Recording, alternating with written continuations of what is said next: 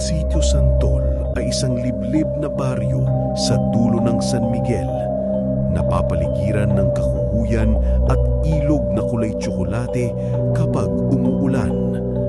Sa araw, payapa ito. Mga kalabaw na nanginginain at matatandang nakaupo sa ilalim ng santol, nagbibilang ng mga lumilipas na alon ng hangin.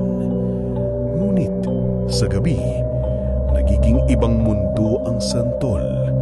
Biglang tumatahimik ang mga hayop at ang hangin ay nagdadala ng amoy ng bulok na karne. Ang mga matatanda ay may babala, huwag kang lalabas pag bilog ang buwan.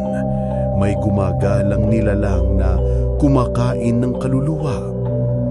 Ngulit sa mga kabataan, kwento lang iyon ni Lola Iska, ang matandang tagahabi ng banig na ngayoy nakatira mag-isa sa tapat ng simenteryo. Si Marites, 21 taong gulang na nagmula sa Maynila, ay lumipat dito matapos siyang mawalan ng trabaho. Ang tiyahin niyang si Aling Luring, isa sa mga tanda sa baryo, ay itinuring na siyang anak.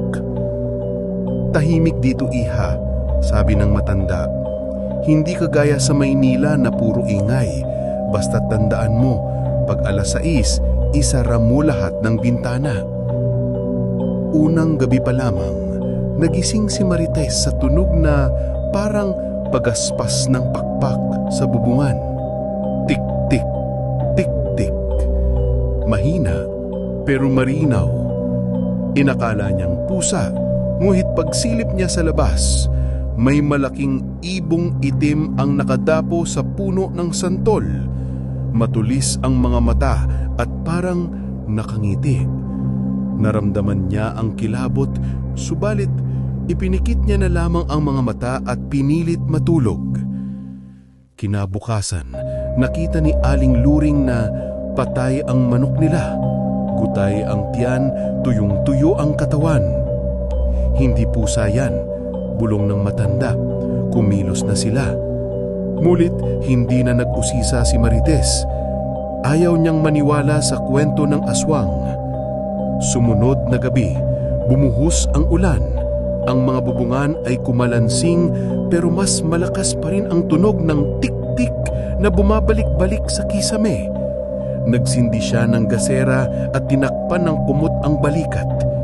Sa dilim, narinig niya ang mababang bulong. Marites, gising ka pa ba?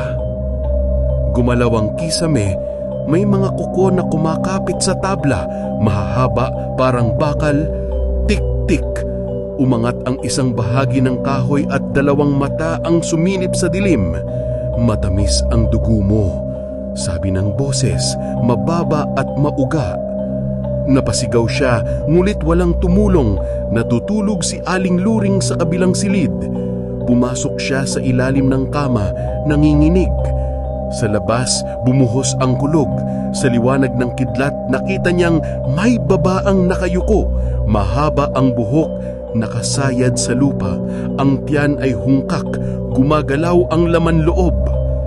Kinabukasan, pinilit ni Marites na umalis, ngunit napigilan siya ni Lola Iska. Hindi ka pa pwedeng umalis, anak. May utang pa ang pamilya ninyo. Ipinaliwanag ng matanda na noong dekadang 1970, may babaeng aswang na sinunog ng mga taga-baryo at ang huling taong tumulong sa kanya ay Lola ni Marites.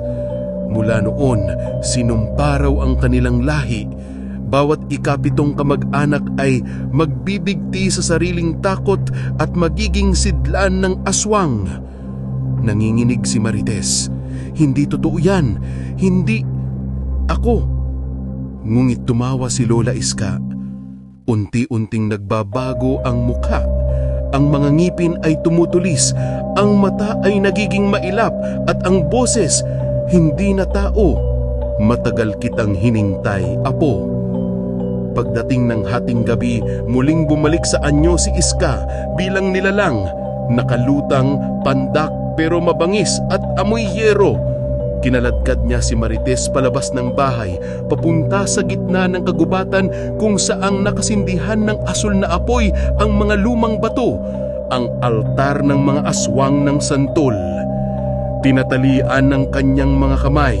Sa paligid, may naririnig siyang mababang panaghoy at pag-iyak ng mga batang nawawala.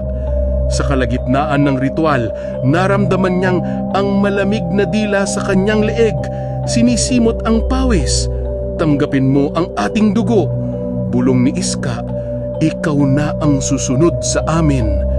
Ngunit bago siya tuluyang mawala sa sarili, narinig niya ang mga lalaking nakarinig ng sigaw.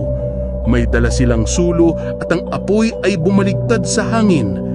Napaso si Iska at sumigaw na, hindi matatapos dito. Sinunog nila ang paligid at ang asol na apoy ay naging pula. Pumutok ang lupa at huminga ang lupa ng dugo. Kinabukasan, natagpuan si Marites na walang malay sa gilid ng kagubatan. Buhay siya, ngunit hindi na siya tulad ng dati. Maputla ang balat, malamig ang hininga, at sa bawat gabi ng kabilugan ng buwan, tahimik siyang tumatayo at nakatingin sa santol na puno. Parang may pinakikinggan. Isang taon nang lumipas, wala na si Lola Iska. Wala ring nakakita kung saan siya dinala ng mga apoy.